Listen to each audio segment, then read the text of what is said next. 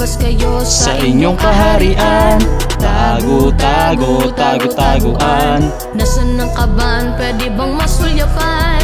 May pag-asa pa bang makamit ang ginhawang para sa amin? Halos dekada ng pinagkait na takot, maniwala at manalangin, tapos protesta na lang. Patikos sa lahat ng kawatan, isa lamang sa bumoses, halika sa tapat ng kawalan.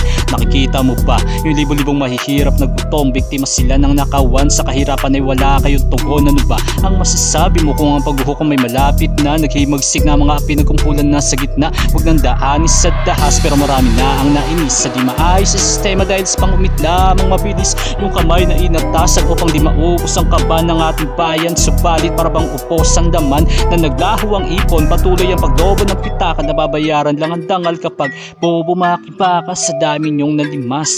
Oras nang hanapin kung nasan yung pono ng taong bayan, pakilabas nyo nga yan, pero bakit nyo pinapawasan tapos pinaghati-hatian? Di ba dapat sa proyekto yan? Di ba kayo sinabihan? Mali yung interes lamang, malinaw na bilang rason kung bakit hibilin sa nahados lahat sila ganon. Nakakatakot na muling bumoto kung tatakbo muli si Lupin tapos na nakawang ka lang, dapat na silang lipunin. Tayo ay magtaguan, isa, dalawa, tatlo, pondo ay nasaan?